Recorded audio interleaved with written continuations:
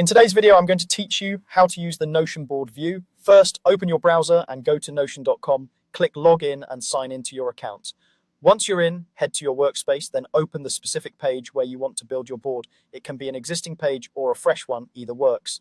Inside the page, press the / key on your keyboard to bring up Notion's quick command menu, then start typing board. From the options that appear, click board view. This creates a board database right on your page. Give your database a clear, descriptive name so you and your team instantly know what it's for, like sprint tasks or content pipeline. To add your first item, click New Page. This creates a new card on the board. Type a name for this item. Think of it as the task title or note headline. If you want to assign responsibility right away, click Add Assign and choose the person who should own it. Assigning tasks early helps everything move smoothly, and it makes it easy to filter or view work by person later. If you need to clean up an entire column, say you're clearing finished work, click the 3-dot icon at the top of that column and choose Delete Pages. A confirmation pop-up will appear. Click Delete to proceed.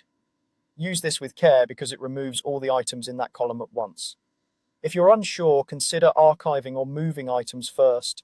To delete just a single item, open the 3-dot menu on that specific card and click Delete. You'll get a confirmation if needed, and it's a quick way to tidy up duplicates or mistakes without touching the rest of the board.